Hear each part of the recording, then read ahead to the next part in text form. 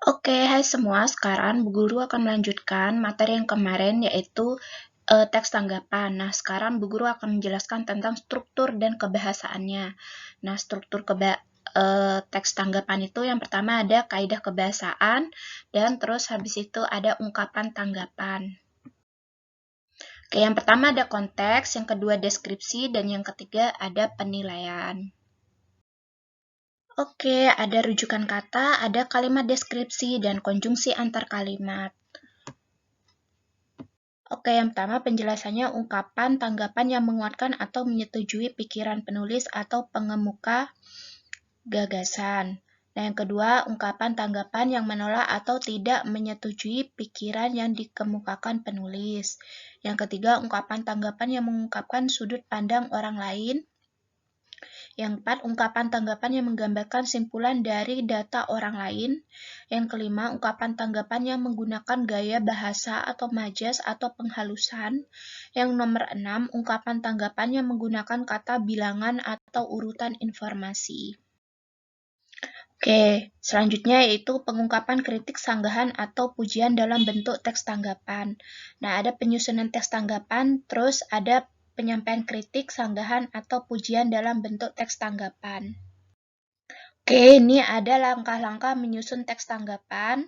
Nah, yang pertama menentukan tema, teks tanggapan yang akan disusun. Terus setelah itu kalian kembangkan ide-idenya. Nah, setelah itu kalian menyusun ide atau gagasan pokok menjadi kalimat-kalimat yang urut dan logis sesuai dengan struktur teks tanggapan baik secara deskripsi maupun kritis. Terus yang keempat, mencermati dan meneliti teks yang disusun agar sesuai dengan EBI atau Kamus Bahasa Indonesia ya. Nah, ini adalah cara penyampaian tanggapan yang baik. Yang pertama, tanggapan yang disampaikan harus sesuai dengan topik, jadi tidak boleh melenceng dari pembahasannya. Terus yang kedua, penyampaian tanggapan harus dapat membuat orang lain memahami pembahasan permasalahan, jadi tidak boleh membingungkan seseorang. Yang ketiga, kalimat tanggapan harus murni pendapat sendiri. Yang keempat, kalimat tanggapan hendaknya merupakan kalimat yang benar dan tidak ambigu. Mungkin contohnya itu kalian memberikan tanggapan tidak membingungkan, intinya ya hampir sama dengan yang poin nomor 2.